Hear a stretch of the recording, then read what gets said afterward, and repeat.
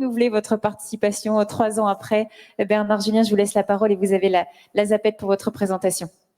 D'accord, bonjour à tous. Comme vous voyez, je suis un peu handicapé parce que j'ai eu un accident de scooter la semaine dernière, donc j'ai pas eu tout à fait le temps que j'aurais souhaité pour préparer l'intervention d'aujourd'hui, mais je vais essayer de m'en tirer avec ça.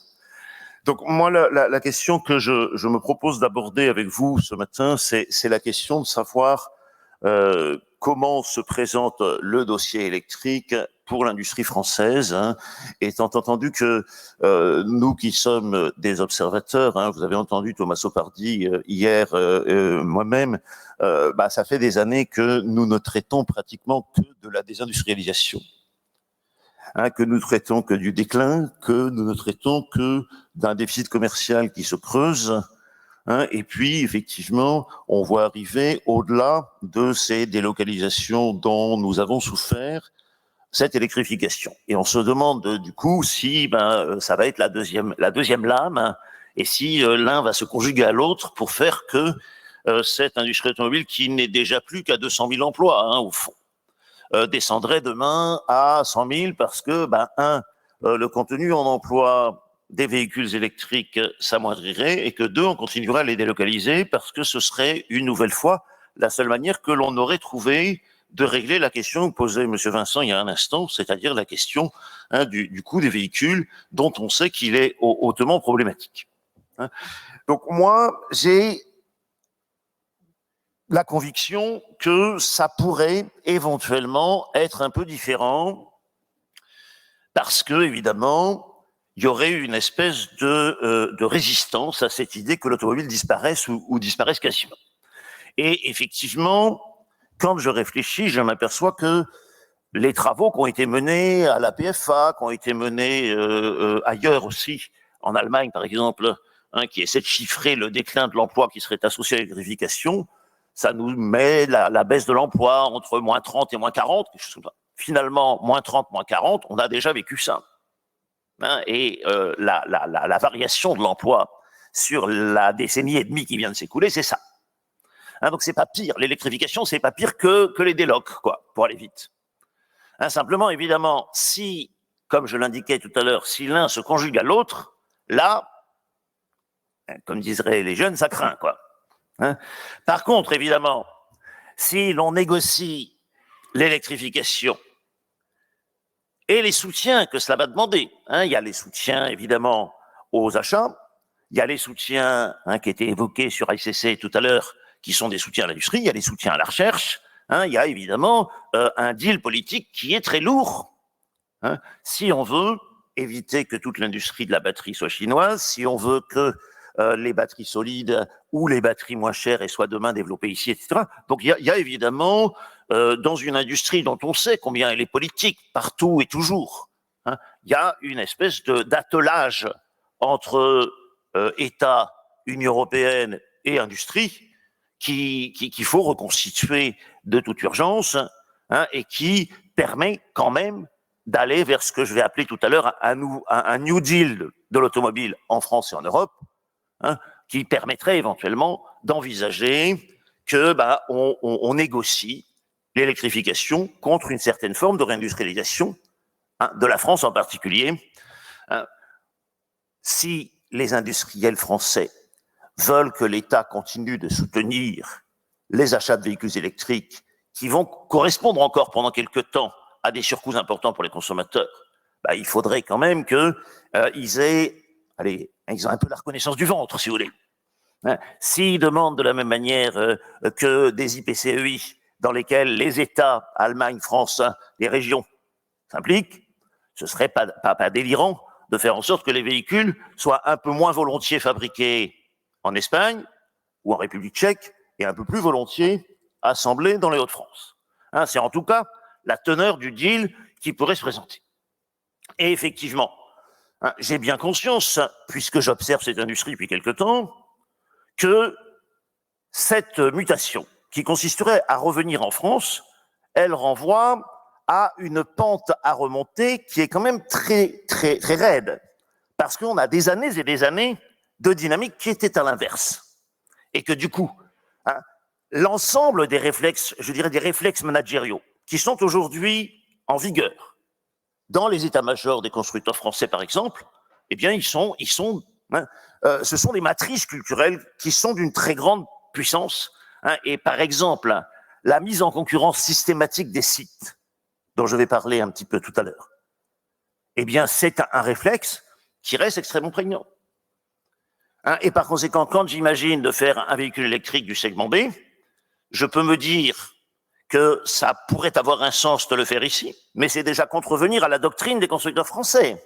Puisque vous savez que nos constructeurs français, cela fait maintenant 15 ans, qu'ils nous disent le B ne peut pas être assemblé de manière rentable en France. Alors peut-être le B électrique pourrait-il l'être, mais si demain on découvre qu'en mettant en concurrence un site du nord de la France avec un site slovène ou un site turc, on arrive à faire mieux, est-ce que ça demeurera?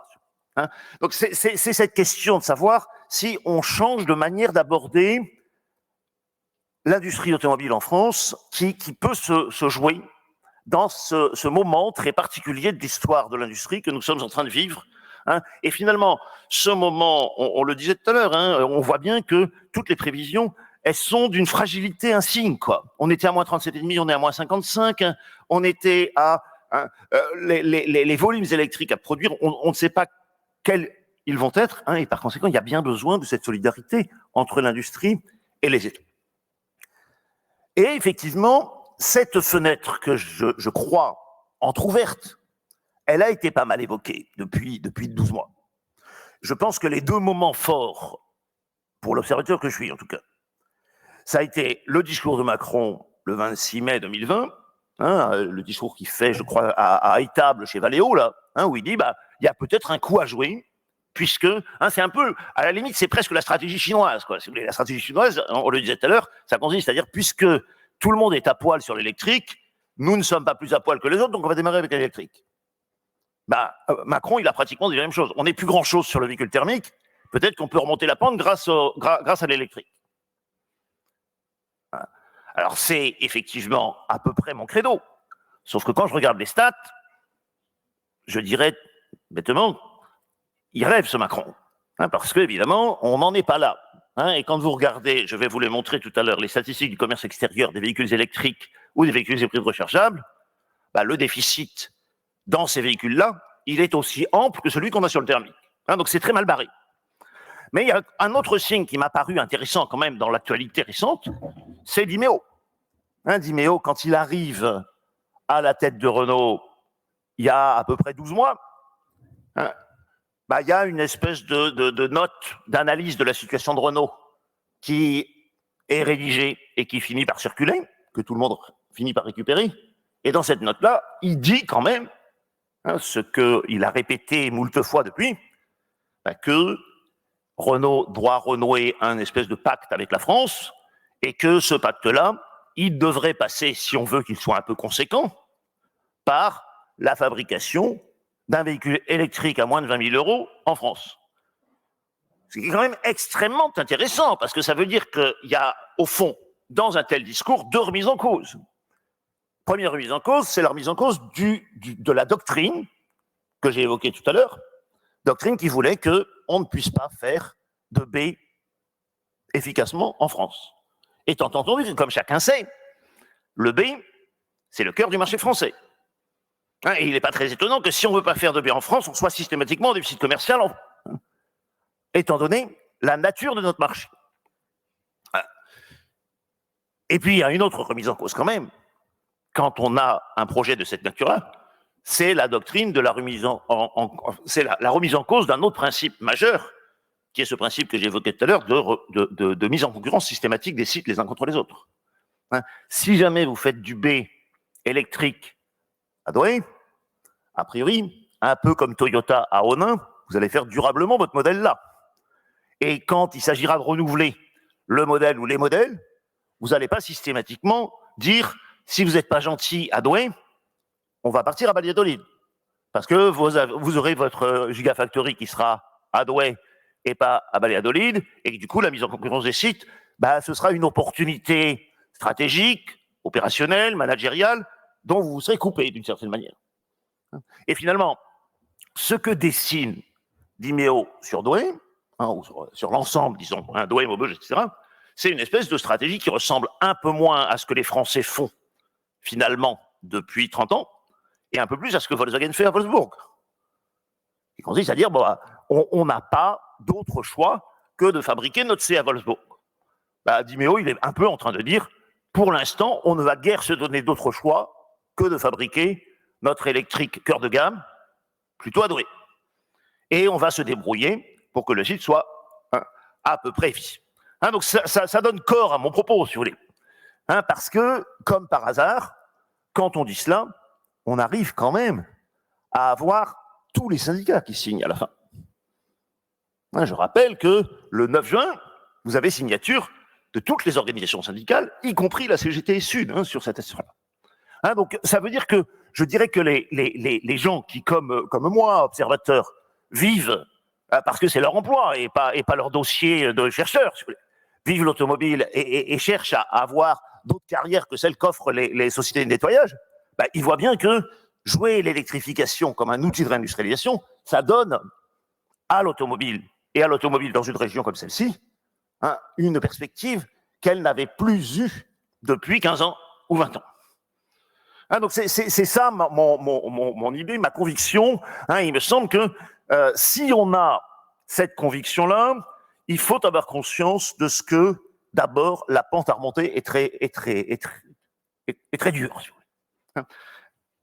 Alors, donc bon, pour moi, si vous voulez, comme il était dit tout à l'heure, on vient juste de décider d'aller vers l'électrique et d'y aller très vite. Donc du coup, tout est à faire. Toutes les capacités sont installées, les technos sont inventés, la question de savoir quelle chimie on va avoir pour les véhicules à moins de 15 000 et laquelle on va avoir pour les plus, tout ceci est en train de si nous reprenons les dossiers que nous avons les uns et les autres dans nos cartons et qui datent de 4 ans, on verra que à la fois le chiffrage du prix du kilowattheure et les technos et les prévisions, tout cela, tout ce qu'on écrivait en 2019 est largement remis en cause. Donc l'essentiel est à faire. Il semble bien que les coûts salariaux et les coûts d'assemblage, par exemple, soient un peu plus faibles. Donc ça donne un peu plus de latitude pour aller vers des pays à haut salaire. Il semble bien que, comme je le disais tout à l'heure, les soutiens publics soient cruciaux et soient durablement cruciaux,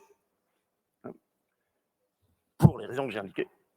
Et donc ça veut dire que, pour ceux qui, comme moi, n'étaient pas tout à fait satisfaits de la manière dont l'Europe avait négocié son dossier automobile, eh bien, il y a probablement un réexamen qui s'est déjà ouvert. Les IPCEI, c'est quand même pas rien par rapport à ce qu'était la doctrine très libérale qu'on appliquait au dossier automobile jusqu'ici. C'est une manière de dire, il faut qu'on ait, pour une fois, une politique industrielle. On ne peut pas avoir que des accords commerciaux avec les Coréens et les Japonais. Il y a des moments où il faut traiter le dossier automobile comme un dossier qui peut correspondre à des priorités stratégiques, etc. Et donc, il y a évidemment, dans le contexte que nous connaissons, qui est aussi quand même, pour l'économiste que je suis, un contexte qui est macroéconomiquement pas anodin. Vous avez une planche à billets qui tourne, vous avez des politiques keynésiennes qui ont repris du poil de la bête parce que précisément les taux d'intérêt sont tellement faibles qu'on arrive à injecter du fonds public comme jamais on l'a fait depuis pratiquement 40 ans. Et ceci crée une conjonction de facteurs qui rend plausible des politiques assez actives de réanimation de l'outil industriel. Et donc, il faut effectivement se saisir de ce moment-là qui s'est ouvert il y a 12 mois. Et pour moi, ça veut dire qu'il y a un nouveau deal automobile qui peut se négocier entre Bruxelles et nous, entre Berlin et nous, sans doute. Parce qu'évidemment, selon qu'on soit plutôt branché sur la petite voiture légère, ou bien sur les énormes bagnoles à la Tesla auxquelles on va vouloir donner une autonomie de 600 km, on ne va pas tout à fait percevoir le dossier sur le même mode. Mais évidemment, on a aussi, et je pense là aux constructeurs français, on a aussi une dette ou des devoirs par rapport aux sites que l'on a en magasin. Que ce soit PSA, Stellantis maintenant ou Renault, ils ont quand même fait travailler des sites slovènes, des sites espagnols, des sites turcs, des sites marocains. La question de savoir si on réindustrialise la France, quel sort on réserve à ses partenaires, qui ont été de très loyaux partenaires et qui aujourd'hui se demandent, s'inquiètent de savoir ce que veut dire le discours de Di Meo, typiquement. Vous êtes à Valladolid, et a fortiori, vous êtes à Bursa, et vous entendez que demain, toute la fabrication de véhicules va être électrique, et que le seul site qui, pour l'instant, va commencer à travailler sur le dossier, c'est Douai. Vous dites, je suis en train de me bazarder. Et donc, évidemment, la question de savoir comment est-ce que ce réagencement des organisations productives des constructeurs en Europe va être négocié avec les pays qui jusqu'ici étaient bénéficiaires des arbitrages est une question qu'on ne peut pas ne pas se poser si on est un peu responsable. Donc c'est tout cela qui, à mon sens, va devoir être négocié, réfléchi, et c'est autour de cela que tout va se jouer. Alors, je vais développer mon propos en pointant un tout petit peu avec vous quand même pourquoi la pente à remonter est ardue. Je l'ai dit déjà, on a assisté, donc vous avez vu sans doute que est paru la semaine dernière un rapport du Conseil d'analyse stratégique, c'est ça, qui suivait un rapport du Conseil d'analyse économique, qui suivait le rapport du bio, etc. Donc tout le monde s'est penché sur le malade, là, qui est l'industrie automobile française, et les diagnostics vont montrer, en gros, il y a des coûts salariaux élevés, il y a des impôts de production, etc. Mais j'ai lu avec beaucoup d'attention la note du Conseil d'analyse économique. La principale idée, c'est que dans l'automobile, il y a des économies d'échelle, et que quand on perd beaucoup de volume, on perd beaucoup d'économies d'échelle, et on finit par avoir des dynamiques qui sont hautement problématiques. Et au fond, aujourd'hui, en France, on a eu des arbitrages, on a assisté à des arbitrages de la part des industriels français qui ont conduit à ce que les sites français déclinent, non pas tellement en raison du fait que les constructeurs français seraient partis loin d'Europe, etc., mais essentiellement parce que les constructeurs français, bien plus que d'autres, sauf les Italiens peut-être, ils ont délocalisé. Et il en est résulté une dynamique qui a conduit au déclin des sites, et dans l'automobile, on aime bien la croissance. Ce qui fait que quand un site qui faisait 300 000 bagnoles fait 100 000, il a toutes les peines du monde à tenir ses performances. Parce qu'il est trop grand, parce que ses personnels sont trop âgés, parce que ses sous-traitants, ils ont pu la performance avec 100 000 voitures qu'ils avaient avec 300 000, etc. Et donc, toute cette dynamique-là, c'est celle que finalement on vit sur beaucoup de sites français. La plupart des sites français. Et évidemment, les dynamiques de volume, elles sont très importantes, je dirais microéconomiquement, elles sont très importantes pour chacun des sites d'assemblage, mais elles sont très importantes pour tous les territoires qui les accueillent. Un des éléments qui est assez frappant de ce point de vue-là, c'est le commerce extérieur. Vous regardez le commerce extérieur de l'industrie équipementière. Pendant un temps, il reste excédentaire. Donc, en gros, en France, le déficit qui date de 2008. Le premier déficit commercial sur l'automobile, c'est 2008.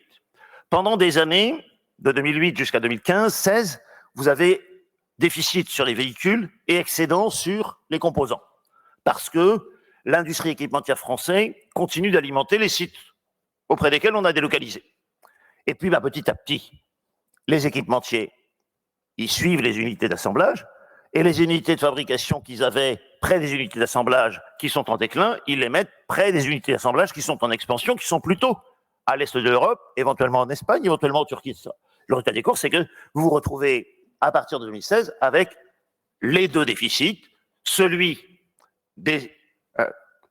observé sur les véhicules et celui observé sur les composants, ce qui correspond au fait que c'est la performance du site France qui s'est dégradée, tout simplement. Par rapport à mon idée initiale, si les composants ne sont pas les mêmes, si l'assemblage des véhicules électriques ne correspond pas tout à fait aux mêmes exigences, et si tout est à construire du côté de l'électrique, il est possible que ce handicap que le site France avait sur les volumes quand il s'agissait de fabriquer des véhicules thermiques, il puisse ne plus être un problème lorsqu'il s'agira de fabriquer de l'électrique. Et c'est évidemment le pari qu'il faudrait pouvoir faire aujourd'hui. Alors je vais passer là-dessus. Donc pour moi, si vous voulez, il faut sortir des 25 ans que nous venons de vivre, et je crois que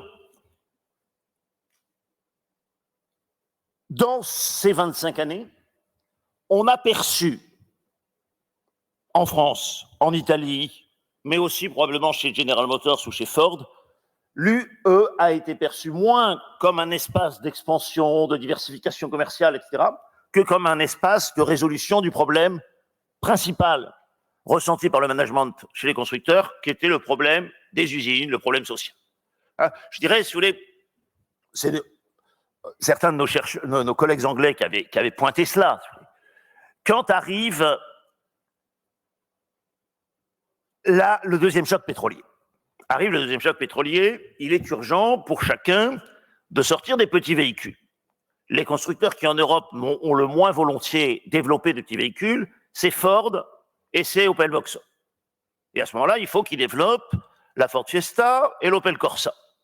Ils sont en butte à de très grandes difficultés sociales en UK, comme c'était le cas chez nous dans ces années-là. Quelle est l'idée de génie des dirigeants de General Motors Europe, partagée par les dirigeants de Ford? Ça va consister à dire, messieurs les syndicalistes anglais qui nous embêtaient tant, nous avons désormais une alternative très claire qui se dessine par rapport à un assemblage chez vous, qui est un assemblage espagnol. Parce que Franco est mort en 75, l'entrée de l'Espagne est en négociation dans toutes ces années-là, et ça va se clore en 86.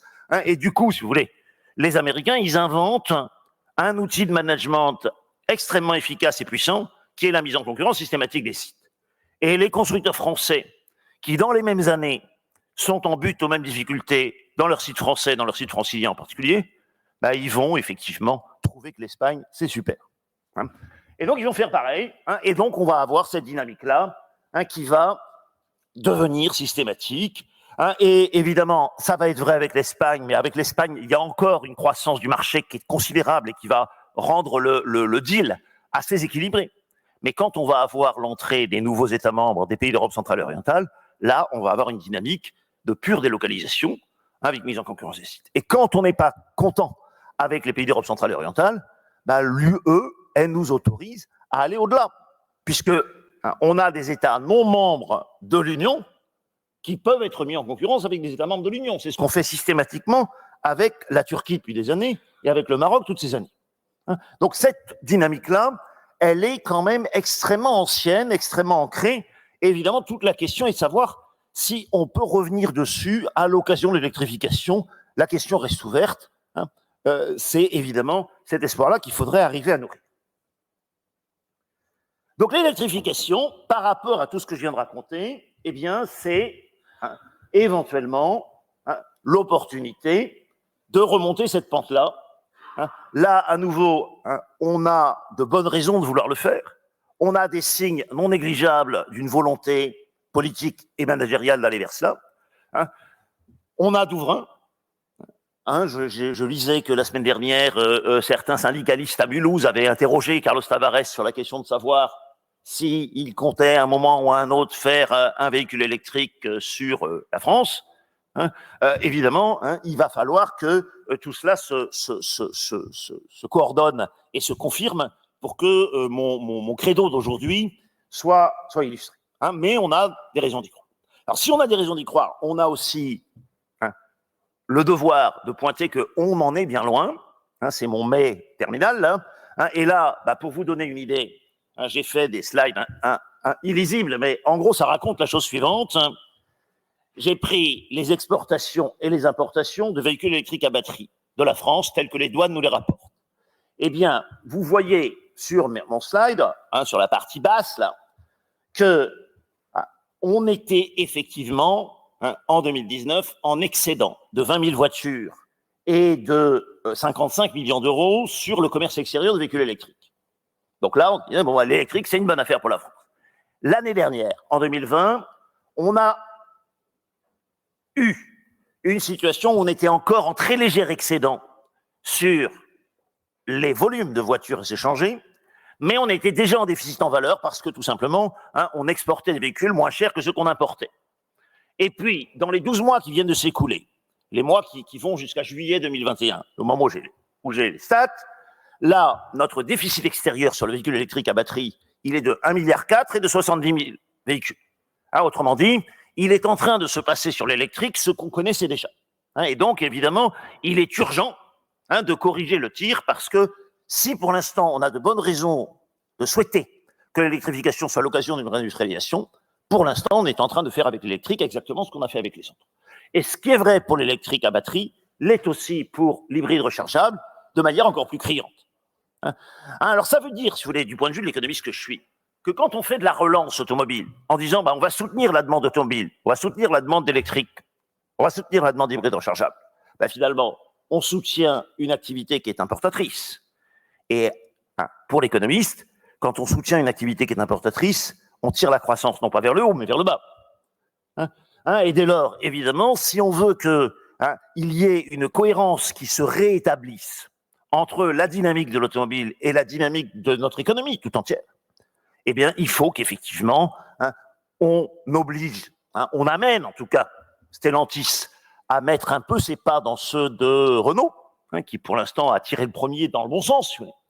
Et il faut surtout que les services de l'État, le gouvernement, les majorités qui se dessineront dans l'année qui viendra, eh bien, elles soient conscientes de ce que ce combat-là, il est bien loin d'être gagné, et il ne sera gagné qu'à condition de réaffirmer et de réaffirmer encore la nécessité absolue de ne pas voir la poursuite des délocalisations, accompagner l'électrification et accélérer le déclin de l'industrie automobile française.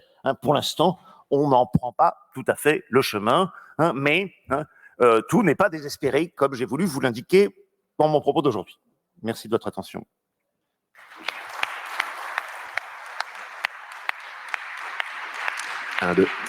Merci à Bernard Julien pour son enthousiasme.